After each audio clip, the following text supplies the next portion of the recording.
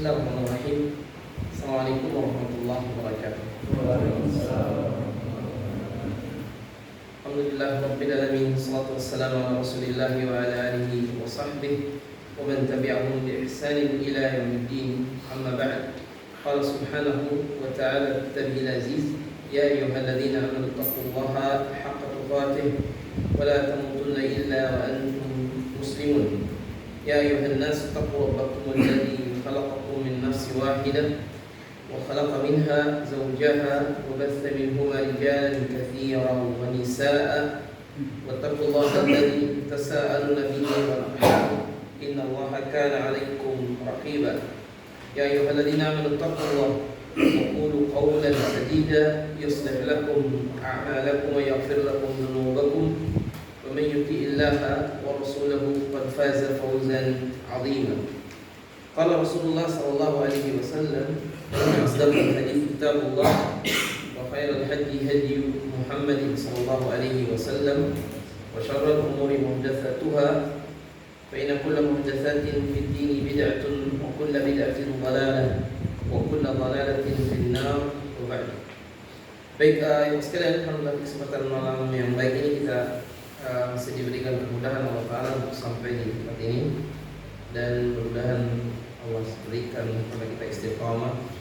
Kemudian salawat dan salam semoga dicurahkan kepada Nabi kita Rasulullah Muhammad ibn Abdullah sallallahu alaihi wasallam, para sahabat dan keluarga beliau, dan orang-orang yang mengikuti jalannya ila yaumiddin. Baik, maudhu kita masih di kitab Lumatul I'tiqad, dan penjelasan kemarin kita sudah sampai di kalam salaf wa immah al-khalaf, ya, fi sifat, dan yang terakhir adalah ucapan Imam Syafi'i.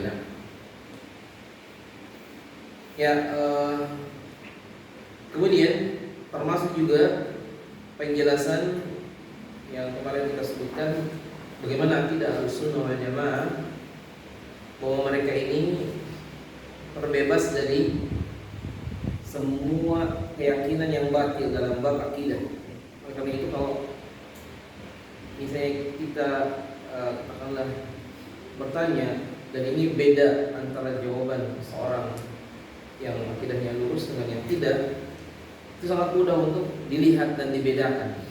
Maka tadi Bapak sekalian, mungkin seorang menganggap sepele, ya, sebagian orang menganggap sepele, padahal itu hal yang sangat penting. Baik,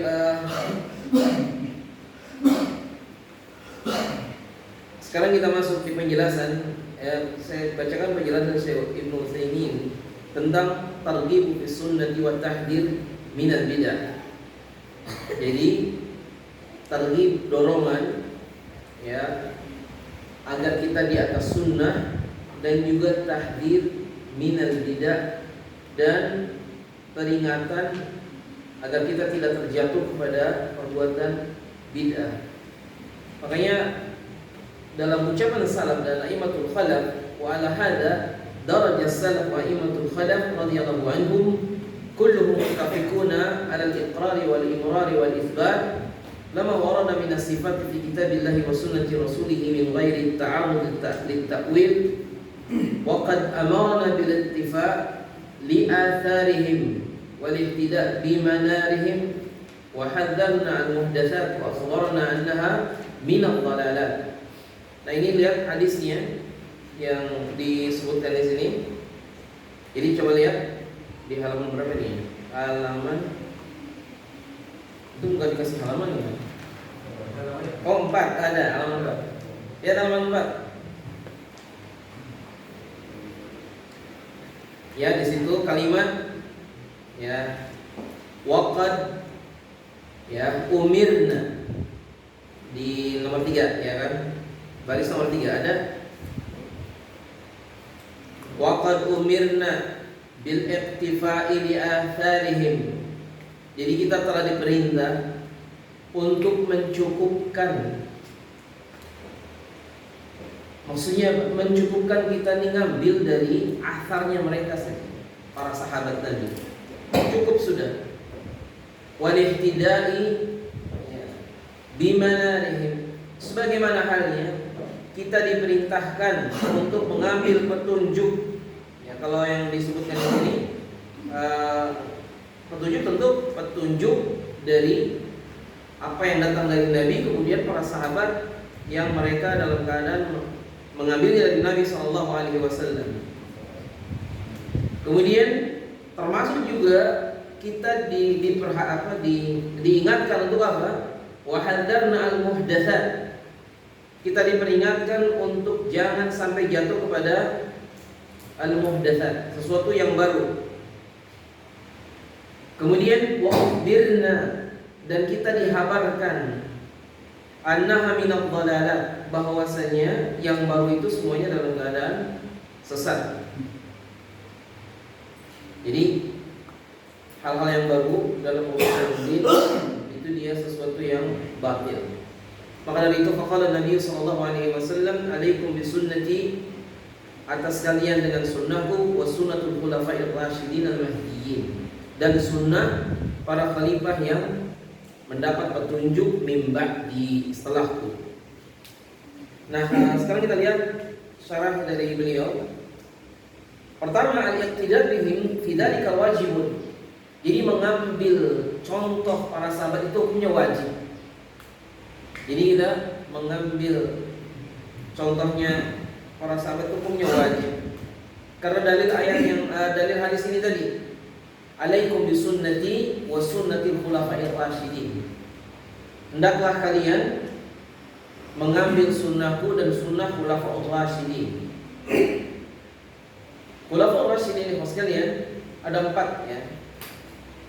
Kalau sunnah Nabi, sebelum lupa ya, kata beliau, sunnah Nabi ini maksudnya di sini bukan sunnah secara kan sunnah itu ada artiannya. Ada secara lughah, ada menurut ilmu usul, ada juga menurut ahli hadis. Kalau ahli hadis mereka mengatakannya sunnah itu selain yang wajib. Berarti kalau ditinggalkan tidak apa-apa. Ya kan, ini kalau yang terkait dengan yang pengertian dari kalangan hadis, selain Quran ya sunnah, ucapan Nabi SAW maksudnya, termasuk juga perbuatan dan takrirnya. Nah, tapi beda lagi dengan pengertian menurut ahli usul. Jadi oleh karena itu ucapan alaikum bisunnati bukanlah dimaksud seperti sholat malam ditinggalkan tidak apa-apa. Tapi alaikum bisunnati itu artinya jalan. Hendaklah kalian mengikuti jalan sunnahku. Kemudian wa sunnatil khulafa'ir rasyidin, dan jalannya para khulafa'ur rasyidin, sahabat Rasulullah. Khulafa'ur rasyidin ada 4, walaupun sebagian menyebutkan ada 5. Ya, karena Rasul bersabda, inna khilafatun nubuwah ba'di 30 sana. Sesungguhnya khilafah setelahku ada 30 tahun. 30 tahun itu Abu Bakar, Umar, Utsman, Ali, sampai Ali ini masih kurang 6 bulan. Kemudian satu lagi Hasan ibnu Ali, sitata ashhur. Jadinya 30 tahun. Baik. Nah, Abu Bakar As-Siddiq dia hanya 2 tahun, dan Abu Bakar meninggal dalam usia 63 tahun. Baik. Yang kedua, Umar bin Khattab meninggal di usia 63 tahun, dan meninggalnya ditikam oleh Abu Lulu al-Yahudi pakai sinjar yang kasih racun. Kemudian meninggal 3 hari kemudian. Nah, Abu Bakar dan Umar dikubur di sebelah kuburan Nabi SAW di Madinah. Kemudian setelah itu Utsman bin Affan, beliau meninggal juga dibunuh oleh orang Khawarij dengan orang-orang Syiah dari Kufah. Jumlah mereka ada 6.000 orang yang mengepung rumahnya Utsman. Kemudian yang membunuh Utsman 6 orang yang masuk ke dalam rumahnya dari pintu belakang. Ya, dan yang menikam Utsman pertama kita nggak tahu dari 6 orang ini siapa. Intinya Utsman meninggal di usia 96 tahun. Tersisa Ali bin Abi Thalib, beliau meninggal juga dibunuh oleh Abdurrahman bin Muljim, dalam keadaan orang ini dia menikahi seorang perempuan Khawari dan maharnya darahnya Ali. Dan Ali meninggal di usia 63. Jadi semuanya yang meninggal itu 63 semua. Nabi 63, Abu Bakar 63, Umar 63, Ali 63, kecuali Utsman bin Affan, beliau usia 96 tahun. Kemudian Hasan ibnu Ali juga dibunuh. Lalu Husain, adiknya Hasan, juga dibunuh di Karbala. Tetapi Hasan ibnu Ali memegang pemerintahan waktu itu hanya 6 bulan, dikasihkan ke Muawiyah. Maka terjadilah setelah itu muluk atau kerajaan. Ala kulli hal, khilafatun nubuwah salasuna sana, khilafah nubuwah itu 30 tahun. Ya, summa pada dalika, kemudian setelah itu kerajaan sampai nanti menjelang kiamat akan ada Nabi Isa menegakkan kembali khilafah nubuwah ala manhajin Nabi. Baik kata Syekh, jadi al-iktifah itu wajib. Jadi kita mengambil contoh dari Nabi dan para sahabat ini hukumnya wajib. Sebagaimana hadis tadi ya. Kemudian dalam lafaz hadis ini kan peganglah dengan nawajid. Nawajid ini adalah gigi geraham. Gigi geraham, dan gigi geraham itu yang paling kuat kalau kita menggigit. Karena itu antum ada kucing enggak? Kucing ada gerahamnya tidak?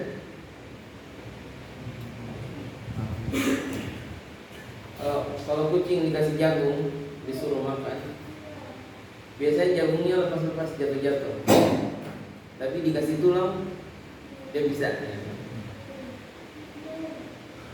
Waktu Nabi terluka, kusirat rubaiyatuhu, Nabi putus salah satu dari rubaiyahnya.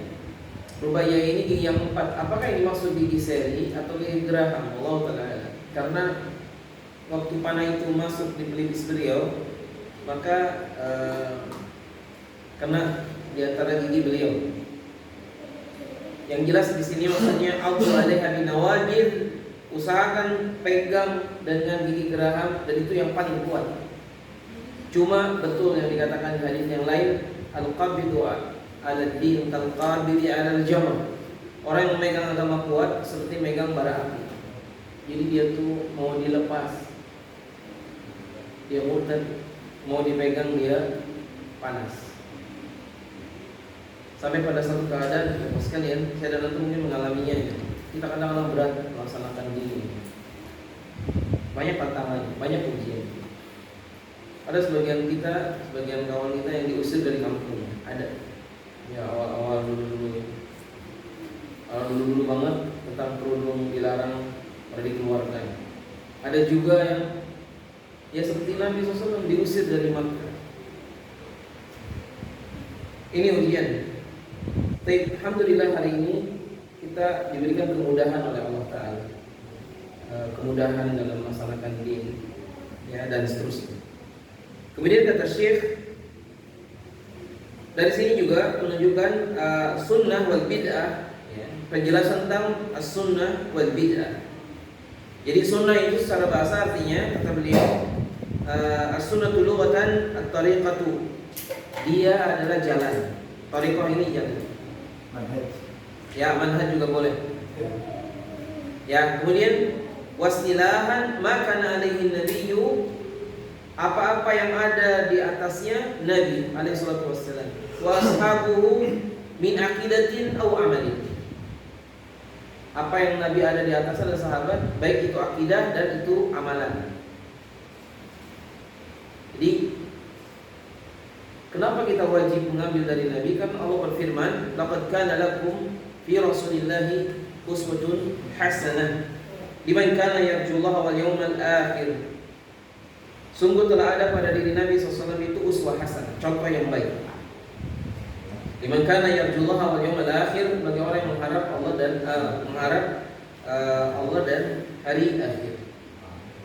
Nah, sekarang yang sekalian, kalau untuk Nabi yang disebutkan di Quran ada uswah hasanah, ada dua nabi, Nabi Ibrahim dan Nabi Muhammad SAW. Kemudian disebutkan di sini,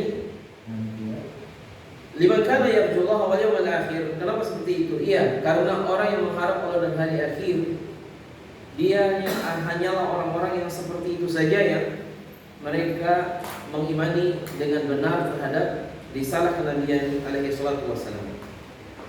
Jadi kalau sunnah adalah tariqah, sementara bid'ah juga dia tariqah, tapi mukhtara'ah. Dalam kaitan masalah din, sesuatu yang baru, kemudian orang ini menganggap bahwa itu adalah sesuatu yang baik, yang di zaman Nabi tidak diketemukan. Makanya di sini secara bahasa syai'un ya, mustahdath, sesuatu yang baru kata beliau itu bid'ah. Wastilahan ma uhditsa fid din ala khilafi ma kana alaihi nabi. Apa-apa yang baru dalam agama yang Nabi itu tidak ada, Nabi tidak melakukan dan seterusnya. Juga para sahabat min aqidatin au amalin, baik itu masalah akidah atau masalah amalan. Misalnya contoh, ada kasus seorang berpuasa, saya ketemu dengan seorang pakai jubah di Tembalang, berpuasa, dia berpuasa, cuma ini puasa apa karena ini hari Rabu. Saya kira tadinya ini puasa yang Baid. Oh, yang Baid juga membutuhkan. Hanya saja mungkin dia puasa sebulan 3 kali. Cuman karena beliau menjawab, saya puasa baru berapa ya? Baru 16 hari gitu beliau. 16 hari. Dan beliau rencananya 40 hari. Wah, ini berarti puasa yang lain. Akhirnya saya coba kasih air putih dan beliau minum. Berarti ini puasa model apa ya? Baru beliau cerita, saya puasa ini baru hari ke-14, 15. Rencananya harinya sampai 40. Kemudian dia minta Indomie, lalu kita buatkan, tetapi bumbunya dia bilang jangan dikasih bumbu, jadi cuma dipanaskan. Dan ini berarti dia puasanya puasa mutih dan benar. Cuman saya tanya beliau, Bapak puasa mutih ya? Iya. Apakah Rasulullah SAW melakukan? Dia diam. Karena kalau dibilang melakukan, dari mana tahunya dia Rasul melakukan? Harus ada dalilnya kan? Jadi intinya dia, tapi susah diajak bicara dia, karena terakhirnya beliau bilang ini saya dengan kamu sudah beda. Termasuk yang satunya dia duhur gitu, dia bilang saya sholatnya di Mekah. Di zaman sekarang masih ada ternyata. Zaman sekarang tuh hari-hari ini kok. Dan itu posisinya kalau di Semarang kan istilahnya masjid sudah banyak, pengajian sudah banyak, masih ada yang begitu. Ya begitulah, kesesatan selalu ada di mana-mana. Jangankan di Mekah saja itu, dekat Ka'bah, ya kan. Artinya haji ada setiap musim haji. Tapi banyak orang-orang di zaman dahulu yang tersesat. Makanya ini penting, masalah hidayah ini sangat amat penting. Dan ini kebidahan adalah sesuatu yang mustahdath. Makanya wahiyah haram, bidah itu haram. Sesuatu yang baru, yang muhtara dalam din, yang itu dibuat-buat dalam urusan agama. Contoh misalnya kalau mau lebih jelas, sholat dalam bahasa Indonesia, sholatnya diganti pakai bahasa Indonesia atau bahasa Jawa, nggak boleh. Ada lagi hari ini baca Quran pakai langgam Jawa misalnya ya. Ada lagi usulan hajinya dibuat 2 musim. Kita ini belum mulai ini. 2 musim tahu maksudnya? Bukan musim haji saja berangkatnya, supaya haji itu tidak antri lama. Yang bulan Zulhijjah ada, nanti bulan apa lagi orang berangkat haji lagi. Atau usulan hajinya jangan ke Mekah saja, ya kan, dibagi dua, yang ke Mekah ada hajinya, yang ke Magelang ada misalnya. Ini hal-hal yang tadi. Ada lagi yang jenis yang hari ini baru banyak lah, ya, termasuk bukan sekalian termasuk nikah mut'ah, itu bagian dari pernikahan yang haram sekaligus dia sesuatu yang bid'ah, karena diyakini kalau itu udah nikah 3 kali mut'ah kedudukannya sama seperti Nabi. Ini nggak benar. Jadi haram. Ada pun sesuatu yang baru yang tidak kaitannya ada dengan din, boleh. Misalnya apa? Ya kendaraan, mobil, semua boleh. Naik pesawat pun. Cuman orang yang tadi saya ketemu itu, dia ngakunya dari Kerapek Jogja dan itu jalan kaki sampai sini. Kerapek Jogja kan jauh. Ada lagi yang ketemu lagi. Ini belum lama yang banyak ketemu. Dia cari-cari dinar, cari uang dinar. Saya ketemunya di terminal sama-sama di musola gitu. Mungkin dia lihat-lihat saya ini, nanya, mau tahu tidak di mana di sini yang jual dinar? Cari di Sarrafah kalau mau cari dinar. Waktu Sarrafah katanya, Sarrafah di money changer. Cuma saya tanya beliau, kenapa nyari dinar? Saya mencari dinar untuk mahar karena saya ingin nikahnya sesuai sunnah Nabi. Dan Nabi nikahnya maharnya semua pakai dinar. Ya ini bantah dia. Tidak semua pernikahan Nabi pakai dinar. Yang dinar ada, yang nggak pakai mahar juga ada. Itu sunnah. Iya. Jadi orang ini cari dinar hanya karena tadi. Terus akhirnya dia tadi menganggap bahwa yang pernikahan tidak pakai dinar, pernikahannya tidak sah. Ini aneh-aneh aja, banyak orang sekarang yang makin tadi ya. Intinya kata beliau, dibawakan di sini Syekh Utsaimin mengatakan, bawakan satu ayat di surat An-Nisa, "Wa may yushakkikir rasula min ba'di ma tabayyana lahul huda wa yattabi ghayra sabilil mu'minin." Jadi mereka mengikuti jalan selain jalannya orang-orang mukmin di zaman Nabi, itu artinya apa? Sahabat. Maka itu masuk kategori perbuatan yang dilarang. Maka dari itu kalau sholat tarawih, antum di kita misalnya 11 atau 23? 23 boleh nggak? Boleh. 23, 11 boleh tidak? Boleh. Ada yang satu lagi yang 33, silahkan, nggak apa-apa. Sekarang kalau misalnya kita mau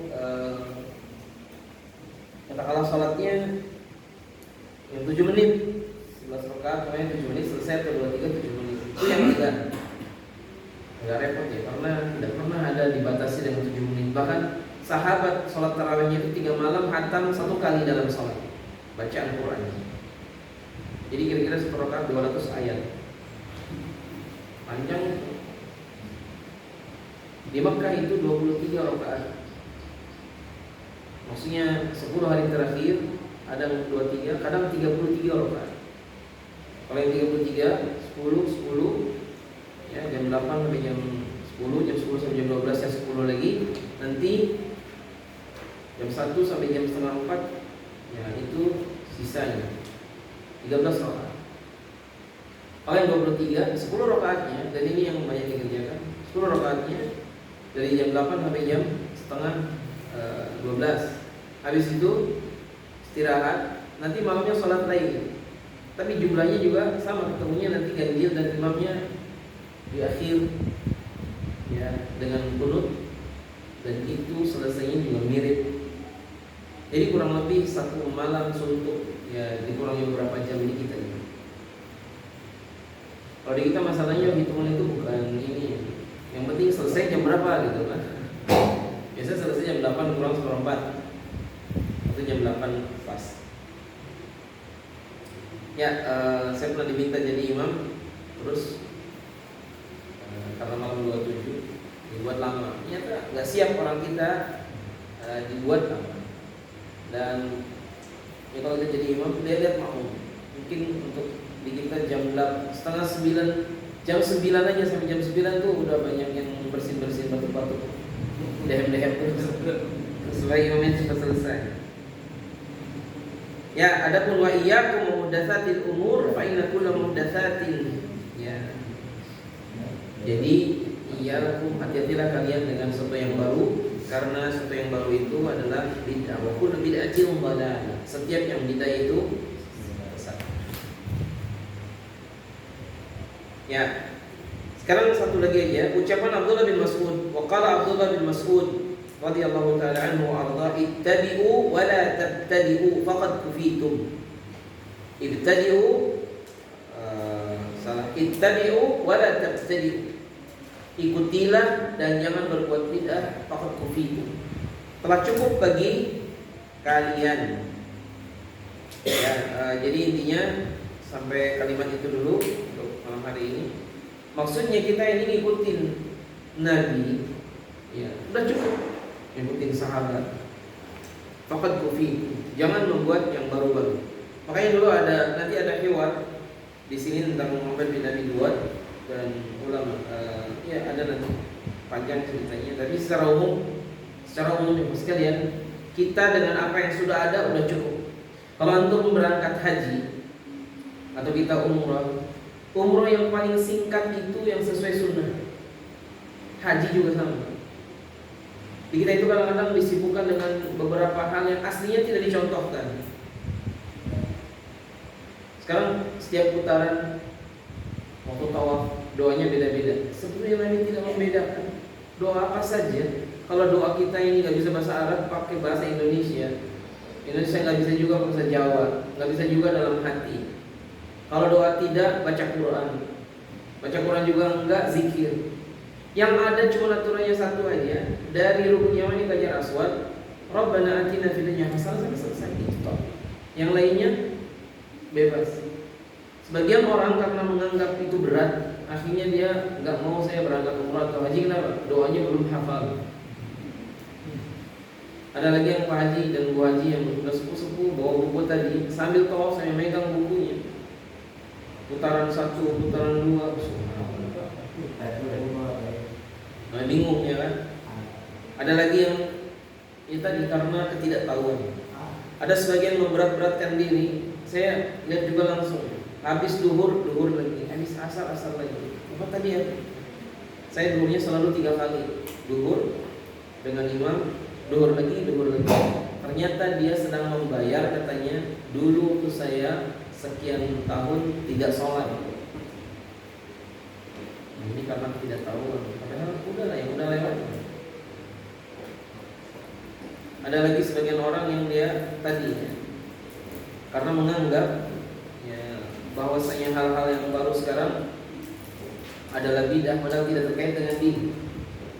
Pakai handphone dia haramkan dirinya. Ya, saya nggak mau pakai handphone. Saya juga tidak mau pakai mobil. Jadi kemana-mana jalan kaki kayak tadi itu. Itu juga kesalahan, salah memahami. Sampai dia makanan pun tidak mau yang baik-baik lagi itu, makanan yang, karena sebagian orang menganggap makin sengsara di dunia makin bahagia di akhir. Ini salah keyakinan. Jadi kalau misalnya kita kalau kedinginan pakai jaket, kalau lapar makan, kalau ingin dapat uang kita berusaha, kalau ingin lulus belajar, kalau ingin masuk surga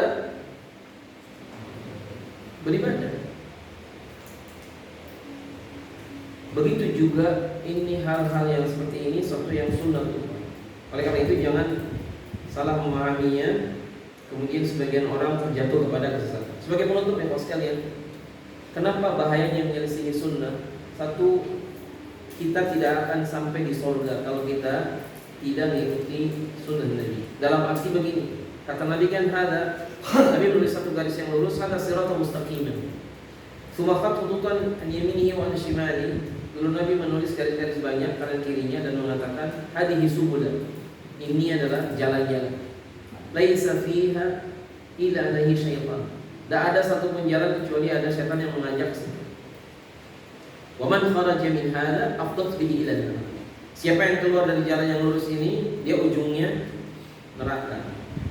Jadi maksudnya bukan kita memastikan diri kita masuk surga, tidak. Kita ini sekarang berusaha untuk mengikuti sunnah. Supaya apa? Kita berharap kita dapat jalan menuju surga. Adapun saya dan antum sama, kita nggak ada jaminan. Yang sudah berusaha saja belum tentu dapat, kan gitu. Terus yang kedua ya, kita nih nggak akan paham jalan yang lurus kecuali kita mengerti, dan itu dari Nabi tahunya. Nabi jelaskan kepada para sahabat, dan sahabat sampai kepada kita. Coba, berapa banyak orang yang menganggap dirinya lurus padahal di atas jalan kesesatan? Banyak sekali. Orang seperti orang-orang Musyairiyah ya, atau juga kelompok batil yang dahulu pernah ada dari kalangan Jabariyah, adalah Qadariyatul Nufat, ada Jahmiyah, ada Murji'ah, ada Khawarij, ada macam-macam. Mereka itu meyakini mereka benar, tapi aslinya mereka di atas kesesatan. Jadi paling tidak saya ingin mengingatkan diri saya dengan antum, ya poin ini hal yang cukup penting untuk kita pahami. Kita harus banyak berdoa agar kita ditunjukkan jalan yang hak di atas shiratal mustaqim. Dan makanya dari itu dalam salat, ihdinas shiratal mustaqim itu satu yang menjadi satu dasar doa kita. Sekaligus kita berdoa pada Allah agar ditunjukkan di atas jalan tersebut dan istiqamah. Dan kalimat penutup, di kalangan salafus saleh mereka mengatakan, kami tidak tahu mana nikmat yang lebih besar. Pertama, apakah saya dilahirkan dalam keadaan muslim, atau yang kedua, saya dijadikan seorang yang istiqomah di atas sunnah. Jadi itu sama-sama besar. Itu apalagi di zaman asing kayak sekarang. Kita yang berusaha di atas jalan yang benar kadang-kadang dianggap orang aneh. Ya begitulah. Jadi harus banyak bersabar. Kalau ada yang mengejek atau apa, ya ucapkan dengan kalimat yang lain, lembut, kalimat yang lembut. Jadi harus harap maklum kalau kita ada yang hal-hal yang seperti itu. Dan doakan pada semua saudara kita agar kita di atas jalan hidayah sampai kita berkumpul kelak di surga. Baik, untuk malam hari ini itu aja yang bisa saya sampaikan sedikit. Dan mohon maaf tadi sangat banyak telat. Semoga Allah Ta'ala berikan kebaikan untuk kita. Insyaallah untuk berikutnya kita masuk di ucapan yang berikutnya ya tadi ya. Ucapan Umar bin Abdul Aziz radhiyallahu ridwanullah alaihi. Nah, baik, itu saja. Subhanallah bihamdik, asyhadu an la ilaha illa anta, astaghfiruka wa atubu ilaik. Sallallahu alaihi wasallam Muhammad wa ala alihi wasallam ajma'in wa akhiru da'wana alhamdulillahi rabbil alamin. Assalamualaikum warahmatullahi wabarakatuh.